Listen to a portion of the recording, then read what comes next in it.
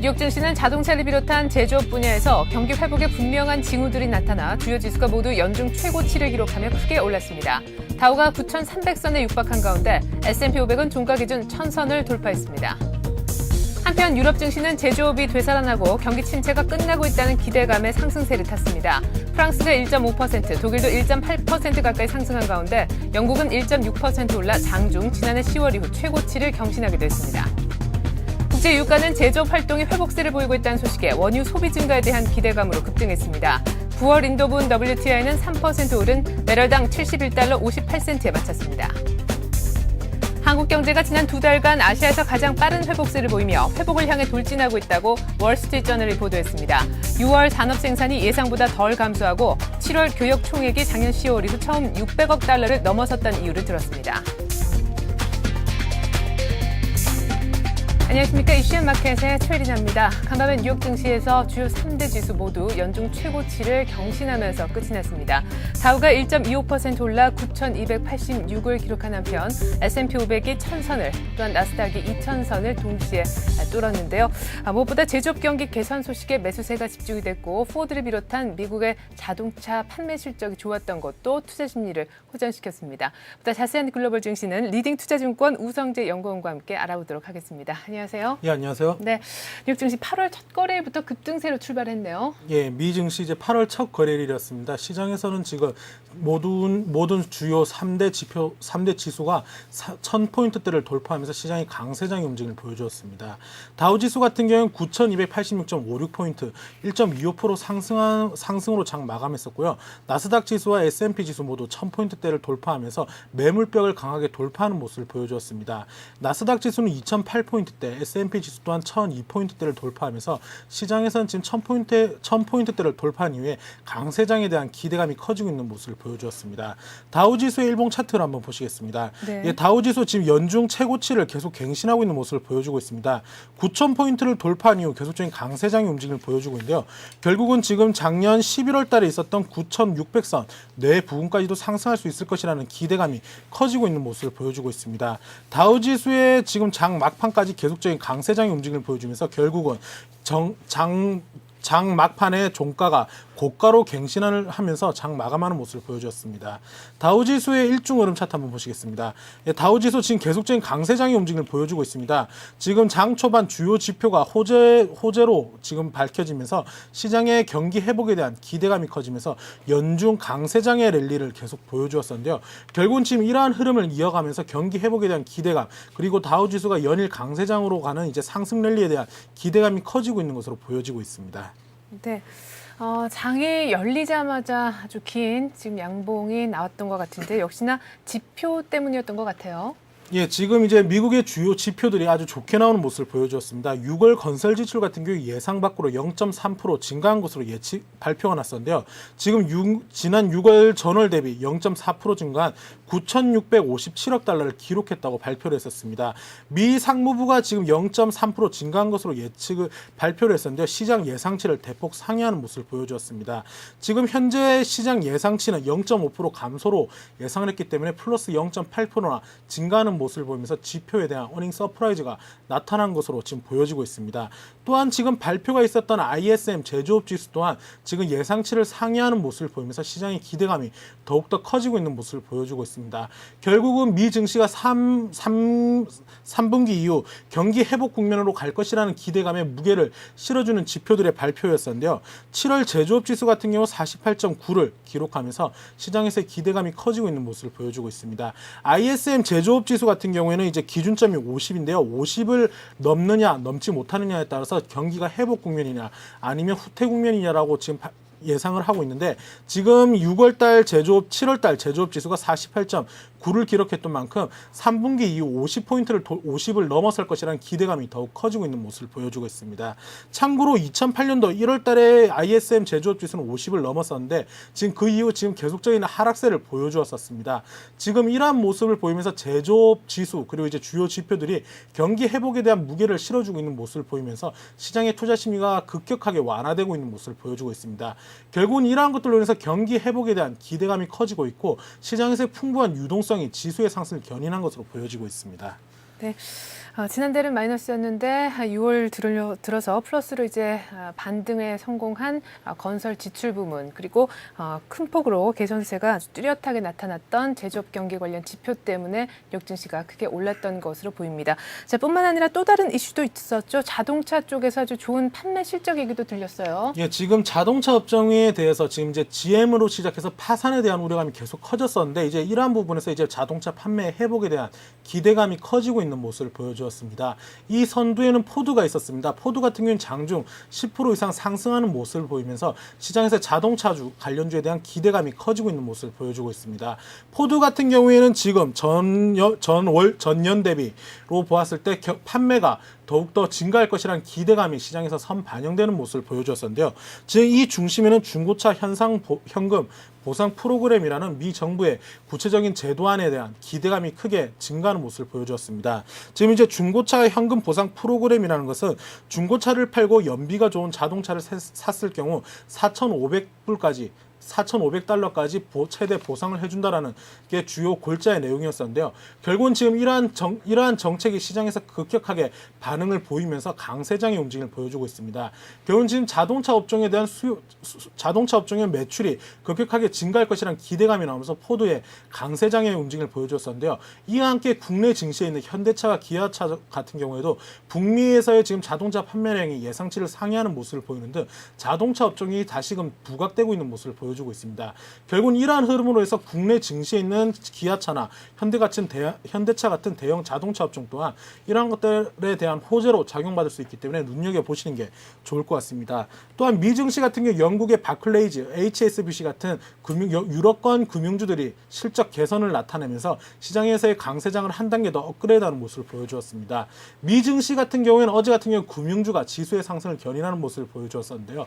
지금 바클레이즈와 HSBC 같은 경우 실적이 예상치를 상회하는 모습을 보이면서 결국은 기대감을 충족시키면서 지수의 상승을 견인하는 모습을 보여주었습니다. 결국은 지금 미 증시는 악재는 거의 없고 호재가 계속 나타나는 모습을 보이면서 강세장의 움직임을 보여준 것으로 예측되고 있습니다. 네. 자, 이렇게 해서 이제 은행주, 자동차주도 강세였다는 얘기까지 들어봤는데요. 간밤에 뉴욕 증시가 3대 주요 지수 모두 연중 최고치를 돌파를 했습니다. S&P 500이 1000, 나스닥이 2000선을 돌파했고 다우도 9300에 지금 육박해져 있는 그런 상태인데 어제 미국의 2분기 GDP 성적이 발표된 이후에 여러 가지 낙관론들이 팽배했었는데 글쎄요, 간밤에 또 이런 소식을 듣고 여기에 제동을 건 사람이 있었습니다. 기대를 저버리지 않고 루비니 교수가 이제 브레이크를 좀 걸었는데요. 지금 전문가들은 추세를 어떻게 보고 있는 건지요? 예, 일단 이제 루비니 교수의 발언 언급 또한 이제 조금 더 유심히 보았을 경우에는 이제 3분기 이후 4분기부터는 이제 경제 회복으로 갈 것이라는 게 주된 내용이었었습니다. 아무래도 세계에서 가장 경제 비관론자인 이제 루비니 교수 같은 경우에는 항상 비관적으로 경제에 대해서 예측을 하고 있었는데요. 하지만 루비니 교수 또한 4분기 이후 경제가 어둠의 터널을 지나서 이제 빛이 보이기 시작할 것이라는 이야기를 내놨었습니다. 지금 이러한 이야기가 나오면서 계속적인 경기 회복에 대한 기대감의 무게가 실리는 모습을 보여주고 있습니다. 지금 루비니 교수 같은 경우에는 3분기에 대해서는 조금 우려감을 내놨었지만 지금 시머스 같은 경우에는 이제 백악관 국가경제위원장인 시머스 같은 경우에는 이제 미 경제 낙하가 끝났다라는 언급을 하면서 시장에서 회복 기대감에 대해 무게를 실어주는 모습을 보여주었습니다. 지금 주요 지표가 계속적으로 좋게 나오고 있고 실업률이 지금 계속적으로 증가하고 있는 모습을 보여주고 있지만 오바마 정부의 지금 그러한 정책이 실패를 한 게 아니라 미국 기업들이 극단적으로 지금 시장에 대해서 우려감을 내놓으면서 감원을 한 것으로 예측되고 있기 때문에 이러한 부분이 이제 해소되고 있는 국면이란 것에 무게를 실어주면서 경제가 회복될 것이라는 데 무게를 실어주었었습니다. 결국은 이러한 이야기들이 나오면서 미 증시는 계속적인 연일 상승 랠리에 힘을 보태는 모습이었는데요. 지금 7월 달 같은 경우 월간 기준으로 2002년 10월 이후에 7년 만에 최대폭의 상승하는 모습을 보여주었습니다. 보통 8월 달은 미국 증시 같은 경우에도 지금 휴가 시즌이기 때문에 이러한 여름은 이제 보통 비수기로 인해서 강세장의 연출 흐름을 잘 보여주지 않는데 네. 지금 같은 경우 시장의 풍부한 유동성 장세로 인해서 계속적인 강세장의 움직임을 보여주고 있습니다. 결국은 지금 단기간으로 봤을 때 9,000포인트가 무너지지 않는 한 지금 계속적인 강세장을 보여주면서 9,600선 내 부분까지도 상승할 수 있는 여력은 충분하다고 보시는 게 좋을 것 같습니다. 네, 뭐 루비니 교수의 약간 비관적인 역시나 그런 전망도 있었지만 전반적인 낙관적인 전망들이 팽배해져 있는 것 같습니다. 자, 지금 뭐 S&P 500이 1000선을 간다, 다우가 10,000선을 간다 하는 것은 시간 문제라는 얘기가 바로 어제 있었는데요. 간밤에 드디어 S&P 500이 1000선을 뚫었습니다. 자, 이런 가운데 다우도 이제 10,000선을 곧 뚫을 수 있지 않을까라는 생각도 한번 해보게 되는데요. 오늘 증시 일정과 함께 뉴욕 증시 전망도 좀 부탁드리죠. 예, 지금 이제 오늘 같은 경우에 이제 주요 지표의 발표가 있습니다. 지금 보았을 때는 개인 소득가, 개인 소비 지수, 그리고 이제 PC 디플레이터가 이제 발표가 있는데요. 지금 오늘 밤에 발표되는 미국장에서 발표되는 주요 지표들은 시장에서 인플레이션에 대한 우려감이 어느 정도 나오는지에 대한 기준치가 정확하게 나올 것으로 예측되고 있습니다. 개인 소득가, 개인 소비 지수로 인해서 시장에서 어느 정도 경제 회복에 대해서 가늠할 수 있을 것으로 예측되고 있는 가운데 가장 중요한 지표로는 PC 디플레이터가 중요할 것으로 보여지고 있습니다. 현재 전월에는 0.1% 상승한 것으로 예측되고 있고 이번 조사치는 0.2% 정도로 예상을 하고 있습니다. 지금 이제 시장에서의 소비자 물가지수와 생산자 물가지수 같은 경우에 지금 시장에서 보이는 물가지수를 강하게 보여주지 못하고 있는데요. PC 같은 경우는 주요 경제 지표로 인해서 지금 소비자 물가지수와 생산자 물가지수는 가격 지수로서의 움직임을 보여주고 있지만 노동자 운임지수 그리고 이제 서비스 지수까지 포함되어 있는 PC 같은 경우에는 물가가 어느 정도의 하방을 보여줄지 그리고 이러한 것들이 어느 정도의 압력을 받을지에 따른 것을 여실하게 보여주기 때문에 PC 지표가 만약 1%대 내외 부근만 나와준다고 하면 인플레이션 압력은 급격하게 줄어들 것으로 예측되고 있습니다. 결국은 이번 PC 지표가 시장 예상치인 0.2%와 어느 정도의 차이가 나느냐에 따라서 지수 또한 어떠한 방향성을 보여줄 것으로 예측되고 있기 때문에 이러한 지표를 유심히 지켜보시는 게 좋을 것 같습니다. 네. 자, 끝으로 유럽 증시 그리고 국제 유가 움직임도 챙겨주시죠. 예, 유럽 증시는 이제 미국의 주요 지표의 상승으로 인해서 강세장으로 장 마감했었습니다. 결국 미 증시가 강세장의 움직임을 보여주며 같은 동반 움직임을 보여주면서 지금 유럽 증시 또한 강세장의 움직임을 보여주고 있는데요. 결국은 이러한 흐름과 함께 유가 또한 유럽 증시와 함께 상승으로 장 마감했었습니다. 유가는 이제 장중 72달러를 돌파하는 모습을 보이면서 장 마감했었는데요. 결국 장은 71.58달러에 마감했었습니다. 지금 유럽 증시 그리고 유가 또한 미 증시가 계속적인 상승장을 보여준다고 하면 계속적인 상승 움직임을 보여줄 수 있기 때문에 먼저 유가의 움직임을 개별적으로 보지 마시고 미 증시와 함께 같이 묶어서 보시는 게 좋을 것 같습니다. 네, 잘 알겠습니다. 이렇게 해서 오늘 글로벌 증시는 리딩투자증권 우성재 연구원과 함께 알아봤습니다. 말씀 잘 들었습니다. 네, 고맙습니다.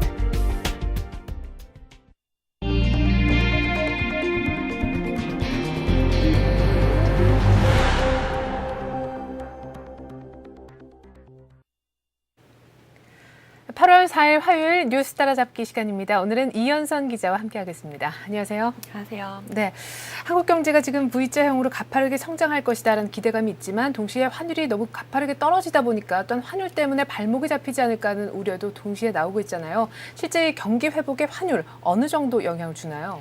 쉽게 생각하면 이렇습니다. 이게 최근 2분기 이제 수출 기업 실적이 발표가 됐는데요. 이 중에서 환율 효과가 30%를 차지한다 이런 분석이 나왔었거든요. 그러니까 결국은 30%를 빼면 환율 효과가 사라지는 그런 아주 큰 영향을 미치고 있다 이렇게 쉽게 말씀을 드릴 수가 있는데요. 환율이 계속 떨어질 경우에 올 하반기에 그럼 환율 효과 없이 우리나라가 얼마나 경제 성장을 할 수 있을까? 이 부분이 그래서 관심을 모으고 있는 것입니다. 지금 우리나라가 지금 V자 경기 회복을 보이고 있다고 다들 말씀은 하시는데 있는데요. 상당히 이제 불완전한 부분들이 많습니다. 한 3가지 정도로 요약을 드려서 말씀을 드릴 수 있을 것 같은데요. 예. 일단은 무역 수지가 흑자이긴 흑자인데 수출이 증가한 흑자가 아니라 수입이 감소해서 흑자가 나오는 것이기 때문에 상당히 불황형 구조다 이렇게 얘기를 할 수가 있습니다. 두 번째로는 지금 정부 재정 지출에 기댄 회복세이기 때문에 만약에 재정 지출이 하반기에 빠져버리게 되면은 영향이 상당히 클 것이다 이렇게 분석이 됩니다. 또 이것도 쉽게 말씀을 한번 드려보면요. 2분기 성장률이 지금 2.3%가 나왔었는데 정부 재정 지출이 빠지게 되면 이게 1%로 가라앉게 됩니다. 여기에다가 이제 정부가 자동차 감세 효과를 준 것을 감안을 하면 이게 0%까지 내려가게 됩니다. 결국은 우리는 2.3%라고 생각을 하고 상당히 가파르게 상상을 하고 있다 이렇게 생각을 하더라도 정부의 이제 재정 지출이나 감세 같은 것을 감안하면은 사실상은 0%다 이렇게 볼 수가 있는 것입니다. 네. 그렇기 때문에 지금 상당히 불안한 것이다 이렇게 말씀을 드리는 거고요. 마지막으로 고용 같은 경우도 지금 이 정도면 좋아져야 되는데 지금 아직까지도 상당히 불안한 모습을 보이고 있기 때문에 결국 고용이 제 자리를 돌아가지 못하면은 이게 장기화돼서 다시 소비 위축으로 이어지는 것 아니냐 이런 해석까지 낳고 있는 상황입니다. 지금 그래프를 한번 보시면요. 환율이 상당히 가파르게 떨어지고 있습니다. 지금 우리나라 성장세도 좀 네. 문제가 있지만요. 환율이 지금 한 달 만에 1,310원대에서 1,220원대까지 거의 100원 가까이 급락한 모습을 볼 수가 있습니다. 물론 환율 하락이 좋은 면도 있습니다. 지금 경기 회복에 대한 기대감도 크고 금융 불안도 좀 완화가 됐기 때문에 환율이 내려가고 있는 것은 맞는데요. 이렇게 가파르게 떨어지다가 정말 일부에서 그 예상하고 있는 것처럼 1,100원대까지 떨어진다 이렇게 되면은 지금 우리나라 경제 특히 수출 기업들의 실적에 타격을 입히지 않을까 이렇게 예상이 되고 있는 상황입니다. 네, 환율도 환율이지만 물가도 한번 잘 살펴볼 필요가 있겠는데요. 7월 소비자 물가 상승률이 1%대 진입해서 5개월째 다행스럽게도 좀 둔화되는 모습을 보였습니다. 무려 9년 2개월 만에 최저치를 기록한 것인데요. 그럼에도 불구하고 집값이라든가 농산물 값은 계속해서 올라서 서민들이 체감하는 경기는 또 상당하다라고요. 예, 그렇습니다. 지금 실제와 체감하는 게 얼마나 차이 나는지를 보여주는 지표가 지금 물가 지표라고 할 수가 있는데요. 보통 물가라고 하면 한 3-4% 정도를 보이면 불안하다 이렇게 말을 하고 1-2%면은 안정됐다 이렇게 보통들 말을 많이 합니다. 지금 한번 그래프를 보시면요. 소비자 물가가 전년 동월 대비로 1.6% 상승하는데 그친 것을 보실 수가 있습니다. 상당히 4.1% 2월에 보이다가 많이 이제 떨어진 상태라서 예. 안정됐다고 말할 수 있는 상태인 걸 알 수가 있는데요. 이게 말씀하신 대로 9년 2개월 만에 최저치입니다. 5개월째 지금 계속 물가가 내리고 있는 것은 말씀하신 대로 좀 유가 하락이 영향을 미친 것입니다. 유가가 떨어지다 보니까 석유 제품 값도 떨어지고 그러다 보니까 공산품 가격도 안정세를 보이고 있는 것입니다. 하지만 이렇게 공산품하고 다르게요. 지금 체감 물가 별로 안 내린 이유는요. 일단은 뭐 농산물 지금 장마 때문에 농산물 물가가 상당히 들썩거리는 중이고요. 예. 또 전국의 집값도 지금 4개월째 상승세를 이어가고 있는 상황입니다. 지금 국민은행 집계를 한번 보면요. 7월에 전국 집값이 0.3% 상승한 것으로 집계가 됐습니다. 0.3이라 그러면 상당히 적은 것 같지만 연간으로 집계를 하면 3%가 되거든요. 이게 상당히 큰 상승폭이라고 할 네. 수가 있습니다. 과천 같은 경우는 지금 한 달에 3% 이상 올라가지고 상당히 많이 올랐고요. 이게 재건축 호재 때문에 많이 오른 경우였었고 광명 같은 경우도 소형 아파트에 대한 수요가 늘면서 1.2% 오르는 모습을 보여줬습니다.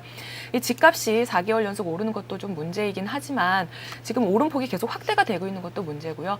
또 집값뿐만 아니라 전셋값도 방학철을 맞아가지고 이번 달에 뭐 전월비 0.3% 오르는 모습을 보여줬는데 이렇게 집값이나 농산물 가격이 들썩거린다 보니까 장바구니 물가 소위 서민들이 체감하는 물가는 상당히 불안정한 상황이다. 지표만을 보고 안심할 수는 없다 이렇게 말씀을 드릴 수 있습니다.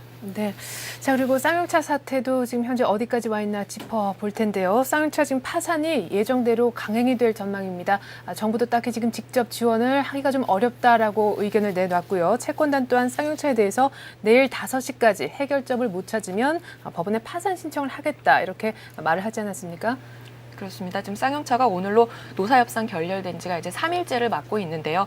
지금 노조는 점관 도장 공장에서 지금 헬기가 최루액을 투하하는 거를 막고 있고 거기에 또 화염병을 던지면서 대치하는 그런 상황이 지금 계속 진행이 되고 있는 상황입니다. 하지만요, 노사협상이 결렬된 뒤에는 공장에서 지금 이탈하는 노조원들이 늘고 있기 때문에요. 네. 사태가 좀 평화롭게 해결되지 않을까 이런 실마리도 좀 보이고 있습니다. 지금 정리를 한번 해보면요. 쌍용차 채권단이라고 하면은 일단 두 가지 가지 정도로 구분을 해서 말씀을 드릴 수가 있는데요. 네. 일단 우리가 소위 알고 있는 은행 채권단을 말할 수가 있겠고요. 두 번째로는 한 600여 개로 집계되는 협력사들로 구성된 채권단이 있습니다. 이 두 곳이 이제 입장이 약간 다른데요. 일단 이번에 최후 통첩을 한 곳은 협력사로 구성된 채권단이라고 보시면 됩니다. 지금 이 협력업체 그 채권단에서요, 이번에 조기 파산 신청서를 내겠다. 이와 함께 한 100억 원 가량의 그 손해배상 청구 소송도 함께 제기하겠다. 이렇게 아주 강한 입장을 못 박았는데요. 지금 매각이라는 복잡한 절차를 밟기보다 이 쌍용차 문제의 복잡한 함수를 풀기 위해서는 차라리 신속하게 채권 회수에 들어가는 것이 낫겠다. 이렇게 판단한 것으로 보입니다. 네, 그냥 간단하게 생각하면 채권단이 파산 신청을 한다. 그렇게 된다면 쌍용차는 그냥 공중 분해되는 거 아닙니까? 꼭 그렇지는 않습니다. 일단 파산 신청이 실마리가 될 수는 있겠지만요. 파산 신청을 하게 되면 법원이 파산 관제인을 선임을 하게 됩니다. 파산 관제인이라고 하면 쉽게 말하게 되면 이제 파산된 법인의 파견된 CEO라고 생각을 하시면 됩니다. 예. 이 파산 관제인이 최종적으로 파산을 할 것인가 말 것인가는 판단을 합니다. 지금 아까 말씀을 드렸듯이 은행권하고 협력업체의 입장이 약간 다른데요. 예. 지금 양쪽의 결정적인 차이는 지금 담보가 있느냐 없느냐입니다. 법원 같은 경우는 담보를 가지고 있기 때문에 파산이 되든 아니면 파산이 되더라도 쌍용차가 존재하지 않더라도 자신들의 그 채권을 회수하는 데 전혀 문제가 없습니다. 하지만 협력업체 같은 경우는요. 은행권이 담보로 다 챙겨간 이후에 2순위, 즉 후순위로 남은 현금을 가지고 나눠야 되는 상황이기 때문에 복잡한 매각 절차를 거치기보다 복잡한 매각 절차를 거치더라도 기업이 계속 돌아가서 나중에 자기들의 채권을 계속 이렇게 갚아주는 구조가 되는 것이 더 유리하거든요. 예. 근데 지금 협력업체가 지금 이렇게 기업이 계속 돌아가는 게 더 유리한데도 불구하고 파산을 신청하겠다 이렇게 나선 것은 쌍용차 사태가 지금 그만큼 위기에 처한 상태다 이렇게 보시면 될 것 같습니다. 네, 은행권과 또 협력업체들 간의 담보 유무로 인해서 입장차가 조금 있다라는 말씀까지 한번 들어봤습니다. 자, 그리고 금옥 쪽도 요즘에 좀 시끌시끌합니다. 금호그룹의 오너 형제 간의 갈등 이제는 법적 분쟁으로까지 치달을 조짐을 지금 보이고 있는데요. 박찬구 전 금호아시아나그룹 석유부문 회장이요. 박삼구, 그러니까 형이죠. 한테 지금 반격을 가하고 나섰습니다. 이제는 오너, 형제 간의 갈등 사이에 법원이 좀 끼어들 것 같아요. 예, 그렇습니다. 이제 법원이 끼어들게 되면 공개적인 싸움에 들어간다 이렇게 보시면 될 것 예. 같은데요. 박찬구 회장이 어제 사내 게시판을 통해서 자신의 입장을 밝히는 글을 올렸습니다. 표를 통해서 한번 정리를 해봤는데요. 총 5가지 정도의 의견이 개진이 됐습니다. 일단 첫 번째로 자신이 이번에 해임된 것은 불법적인 이사회 소집에 의한 것이다. 이것에 대해서는 자기가 소송을 하겠다. 이렇게 분명히 입장을 밝혔고요. 네. 두 번째로는 대우건설이나 대한통운 이제 인수할 당시에 자신은 분명히 반대 의사를 밝혔었다. 그룹을 위기에 빠뜨린 것은 자신이 아니라 형인 박삼구 회장이다. 이렇게 못을 박았습니다. 세 번째로는 자신의 지금 금호 석유화학 주식을 박삼구 회장과 박찬구 회장이 서로 경쟁적으로 매입하는 과정이 있었는데요. 그때 이제 박삼구 회장의 장남인 박세창 상무의 추경 매수 과정에 상당히 문제가 있었다. 매입 자금을 마련하기 위해서 불법적인 거래까지 했다. 이런 것도 새롭게 밝힌 부분이었었고요. 네 번째로는 박삼구 회장이 원래는 형제끼리의 이제 공동 경영 원칙이 있는데 이것을 깼고 독단적으로 경영권을 휘둘렀다. 이런 부분도 비판적으로 아주 리얼하게 이렇게 명시를 했습니다. 마지막으로는 박삼구 회장이 나머지 계열사의 명예회장직은 유지하고 있는데 이건 역시 내놓아야 할 것이다. 이렇게 못을 박아서 본인이 이제 법정에 가는 것은 물론이고 양측 모두 이제 이번 경쟁에 있어서 양보하지 않겠다 이런 의지를 분명히 밝혔는데요. 결과적으로 보면은 가장 중요한 것은 의결권 확보입니다. 양쪽에서 얼마나 많은 지분을 가지고 있느냐에 따라서 결론이 날 수 있기 때문에 법정 공방과 동시에 의결권 확보에 양쪽이 어떻게 나서는지도 주목을 해봐야 될 것 같습니다. 네, 이렇게 형제 간 분쟁이 양보 없이 진행이 되는 가운데 또 금호 아시아나그룹의 구조 조정도 속도를 좀 내는 모습입니다. 금호산업이 갖고 있던 서울 고속버스 터미널 지분을 결국 구조 조정 회사인 코어 FG에 지금 팔았죠? 예, 그렇습니다. 이번에 코어 FG가 우선 협상 대상자로 선정이 됐고요. 차순위로는 현대백화점이 됐습니다. 만약에 코어 FG에 무슨 일이 생기면 현대백화점이 이제 이 고속버스 터미널 지분을 갖게 되는데요. 이번에 금호산업이 보유한 지분 38.74%를 전량 매각했습니다. 이제 코아FG는 사모투자펀드를 구성해서 이것을 이제 매입을 하겠다는 의사를 밝혔고요. 금액은 비공개였지만 계약을 체결하는 것은 18일로 명시를 했습니다. 이제 현금이 부족했던 금호아시아나그룹이 대우 이제 건설뿐만 아니라 알짜 부동산도 팔아서 유동성을 확보하고 있는 과정이다. 이렇게 해석이 됩니다.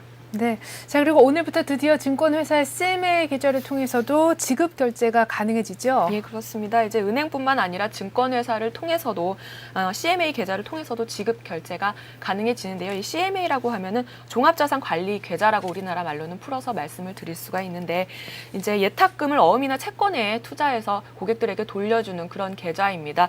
이게 상당히 은행 일반 통장보다 수익률이 높은데요. 수익률이 높음에도 불구하고 지금까지 지급 결제 기능이 없어가지고 상당히 불편했기 때문에 많이들 이용을 하지 못했었습니다. 하지만 오늘부터 13개 삼성도 있고요. 현대 같은 큰 증권사들이 대부분 포함이 됐는데 여기서 이제 지급 결제 서비스를 시작하게 되면은 은행 이제 일반 통장과 경쟁을 할 만하지 않을까. 이래서 증권업계 은행권의 월급 통장 싸움이 상당히 치열해지지 않을까 이렇게 예상이 됩니다.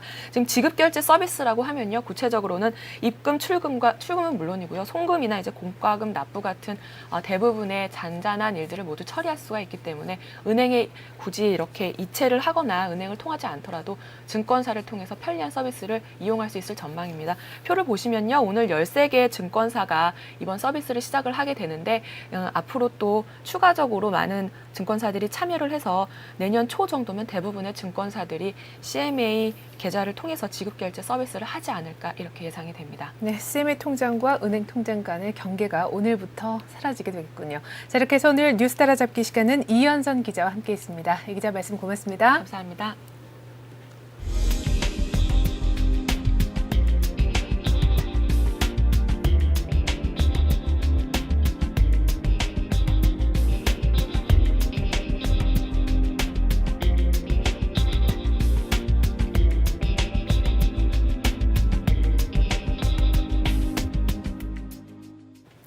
간밤에 뉴욕 증시가 지표 개선 소식에 주요 3대 지수 모두 연중 최고치를 돌파하는 모습을 보였습니다. 다우가 1.25% 올라 9,286, 9,300에 육박했고요. 나스닥도 2,000선을 뚫었고 S&P 500 역시 기술적 그리고 심리적 마지노선이라고 불려졌던 1,000선을 돌파했습니다. 우리 증시도 때문에 오늘 시초가 상당히 강해서 갭 상승하지 않을까 싶은데요. 보다 자세한 우리 장 소식은 1시간 뒤에 출발 센 증시로 해드리겠습니다. 고맙습니다.